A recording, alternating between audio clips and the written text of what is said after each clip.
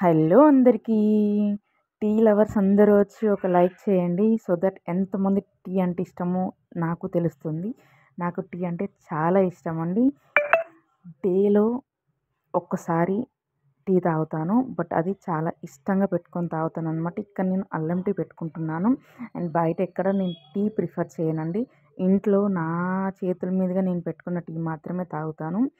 And first కొన్ని water తీసుకొని అందులోకి టీ పౌడర్ అండ్ జింజర్ వేసి మసలనిస్తాను బాగా. సో దట్ టీలో ఉన్నదంతా వాటర్లోకి వచ్చేలా మసలనిస్తాను.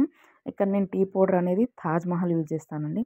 నేను ఫస్ట్ నుంచి తాజ్ మహలే ఎక్కువ యూజ్ చేస్తానండి. ఎందుకంటే తాజ్ మహల్ ఫ్లేవర్ చాలా బాగుంటుందండి. ఎవరన్నా యూజ్ చేయని వాళ్ళు ఉంటే యూజ్ చేసి చెప్పండి. అండ్ ఇక్కడ టీ బాగా మసలాలండి. బాగా మసిలితేనే టేస్ట్ అనేది వస్తుంది. ఇక్కడ నేను టీలోకి చక్కెర ఎక్కువగా యూజ్ చేయనండి. అదే షుగర్ ఎక్కువగా యూజ్ చేయను. సో నాబోతు అని కిరాణా షాప్లో దొరుకుతుంది. నేను అది ఎక్కువగా యూజ్ చేస్తాను. సో చక్కెర కన్నా షుగర్ కన్నా ఇది బెస్ట్ ఆప్షన్ అని నేను అనుకుంటాను. అండ్ అప్పుడప్పుడు బెల్లం కూడా యూజ్ చేస్తాను. అండ్ బెల్లం ఎలా యూజ్ చేయాలంటే వడకట్టిన తర్వాత లాస్ట్లో కలుపుకోవాలన్నమాట బెల్లము.